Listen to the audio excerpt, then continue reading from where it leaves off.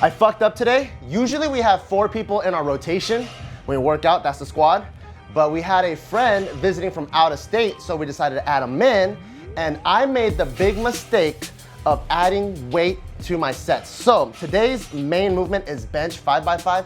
Last week I hit 300 5x5 and it felt really, really good. And today I was supposed to hit 310, but because there was an extra person in the rotation, I was like, oh, we're gonna rest longer. So for the sake of easy weight loading and we're gonna rest longer, why don't I just bump up to weight to 315? And I fucked up because I wasn't able to finish the 5 sets of 5. I did 315 for 3 sets of 5 and it felt kind of hard. And then for the 4th set, I only did 4 because I could feel my back loosening up. And this is one thing that a lot of people don't realize, that bench is actually a full body movement. A lot of people really just only focus on the chest, the shoulders, and the triceps. Although those are the main lifting muscles, it also requires a lot of lat, a lot of lower back to stay in a tight position to maintain arch your glutes and to have tight legs all the way around to provide that strong foundation when you're benching. So although my pressing muscles are very strong, and I probably could have finished it all, the reason why I wasn't able to finish the 5th rep is because my lower back started to give out. So all the foundational muscles that are required to maintain a good position, that started giving out, and then it put me in a bad position and I couldn't finish the 5th rep. And then so I checked my ego on the 5th set and I did 275 and I just smoked them for 6 reps to make up for the 4th set's lack of 1 rep. So lesson learned, regardless of what the situation is, if the program calls for 310, I'm only supposed to increase by 10 pounds.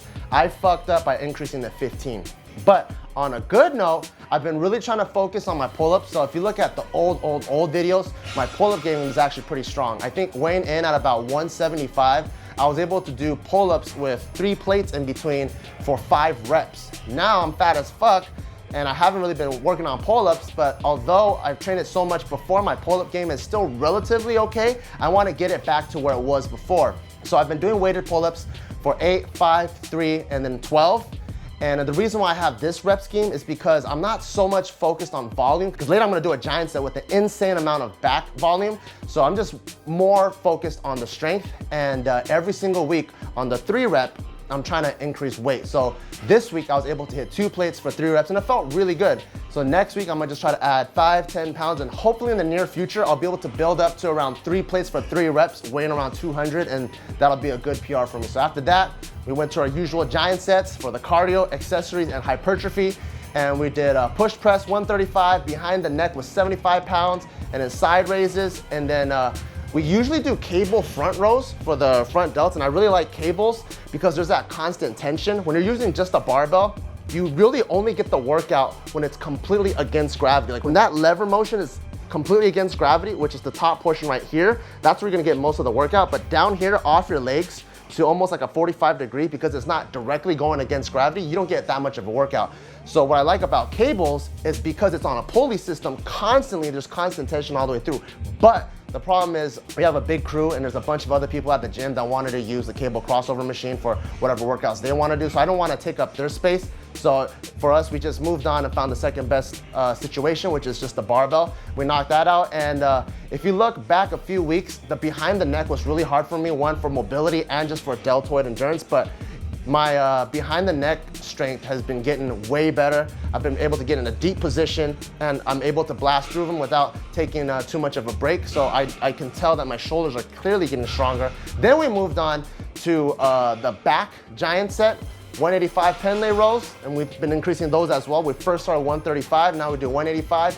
And next I did a wide grip underhand lat pull down to chest, and I really like this movement because eventually when I'm done with hitting my lifetime goals for powerlifting, I want to go back to the athletic base that I used to have, where I used to be able to do muscle ups for reps and all that stuff. So now I'm increasing the range of motion, really being able to pull into that deep lat position so that I can strengthen that portion of my back again. So when I do muscle ups later on, it'll come back just like that. And one new exercise that I just started including is banded one-handed lat pull downs. And I really like this because the band tension at the bottom is really strong. So you really have to pull and really squeeze. That's another thing where back in the day when I was way lighter, I was able to do one-handed pull-ups. for like 1 to 3 reps. So now obviously I can't do that anymore, but I do want to return back to that state. So right now it's just a lot of volume all over the body, and I feel more jacked. And although I've been on a caloric deficit and I can see my body changing, my weight is actually not decreasing that fast. So that tells me my body is recomping, meaning I'm building more muscle while burning a little bit of fat. So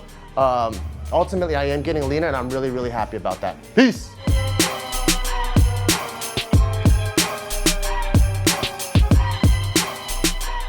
Every single set, we're resting about 2 to 5 minutes in between, and our heart's pounding, our quads feel like